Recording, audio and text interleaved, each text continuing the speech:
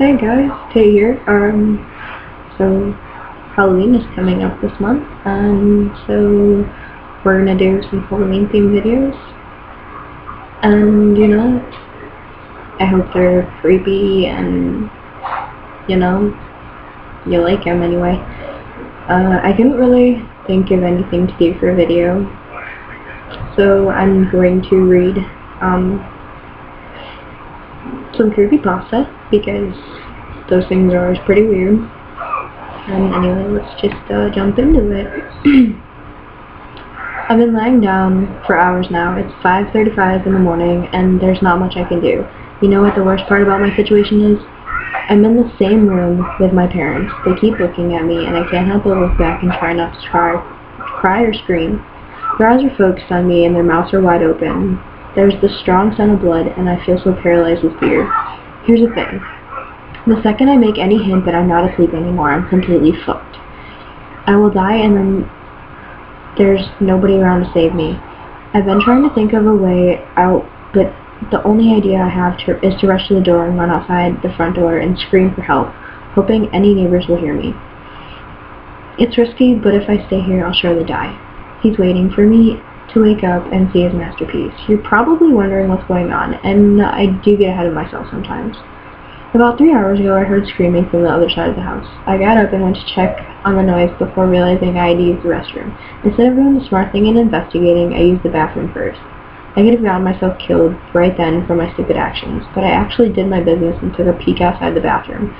There was blood on the carpet. I got very worried and ran back to my room, hiding under my sheets like the pussy I was. I tried to convince myself to go back to sleep, that it was just some really vivid dream or something, but I heard my bedroom door open. Like the terrified child I was, I peeked from under my blankets to see what was going on. I could see something dragging my dead parents into the room. It was not human, I can tell you that. It was shirtless, with no eyes and no clothing. It walked like a caveman with its back slouched as it dragged my parents. But this thing was much smarter than any caveman. It was aware of what it was doing. It propped my dad up on the edge of my bed and made him face me. It then sat my mother down on the chair and positioned her towards me as well. It then started rubbing its hands upon the walls, staining them with blood, and then drew a circle with a devil's pentagram in it.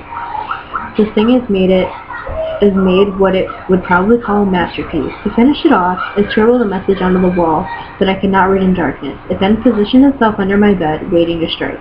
The scariest thing is now, my eyes have adjusted to the darkness since then, and I can read the message on the wall. I don't want to look at it because it's terrifying to think about, but I feel I need to see before I'm killed. I peek at the creature's masterpiece.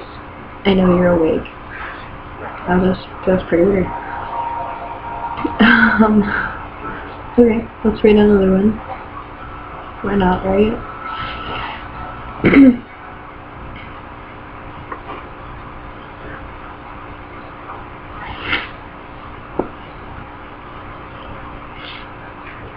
I can hear them when it's quiet. They hide in the vents. They laugh at me. I don't know why. Maybe it's because they know they've got me. I can't do anything to stop them. There's no one I can tell. Everyone would think I'm insane. Now I just have to wait. They'll come to collect me when they're ready. Not at my time. God, no. They won't come for me until long after my mind is completely unhinged. By this time, I know they don't want to be seen, and I have a feeling I don't want to see them either. They come for me when I'm weakest. The first time I felt their icy breath on my neck was also the first time I tried to shower after I had first heard them. I closed my eyes to wash my hair, and suddenly the water became freezing. I felt a large menacing presence behind me. Simultaneously, the laughter came from everywhere. What was this thing, or these things? I heard them in the smallest cracks and crevices, and it felt monstrous. Perhaps it always had felt this way, but my mind had hidden the real fear.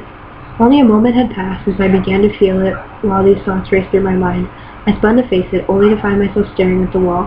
Startled, I got out of the shower and quickly dressed myself. Somehow I knew that they were watching me. They will come back, of this I am sure. I didn't sleep that night. I didn't dare to close my eyes for fear that they would return. Every few hours, though, I could hear their piercing laughter cutting through the silence of my once safe home. It had been about 2 weeks since that night, and I haven't slept, showered, or left my house since. I hardly eat, only when they stop screaming long enough for me to remember that I need to eat to survive. They're trying to keep me alive, just barely. I don't know what they're waiting for, but they've changed. I've decided that they're not laughing anymore. Once they realized I wasn't sleeping anymore, they stopped laughing. For a while, it seemed they spoke to each other. They don't speak like you or I speak. They don't even speak in the voices they laugh with. Instead, their speaking comes in the form of inaudible screeches that make the hair on the back of my neck stand straight up. I know it's them because when they see me cringe, they laugh again.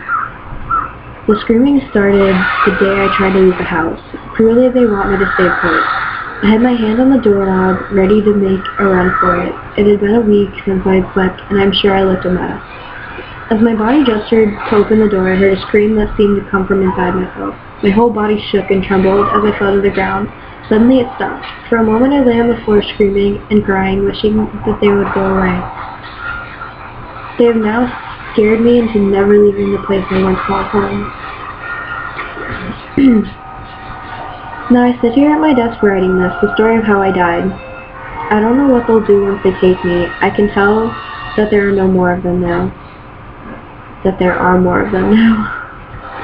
How many? I can't be sure, but what started as a few of these monsters terrorizing me has turned into a sea of screeching, cackling demons guiding me to my death. I don't know how much longer I can hold all of this exhaustion. My eyelids are falling, and I can once more feel the icy breathing on my neck. I know I will not wake, or what will become of my body, but please, whoever finds this, be warned. When you think you see something in the shadows, turn the other way. If you hear something in the basement, ignore it. For if they think you know that they are there, they will show you no mercy.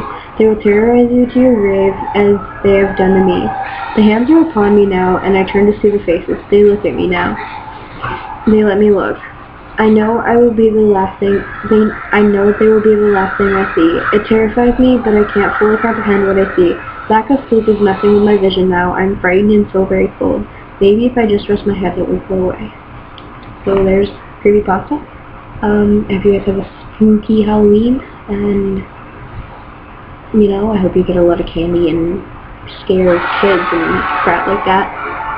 Anyway, I love you guys. Stay beautiful, stay safe, and I will see you in a couple weeks.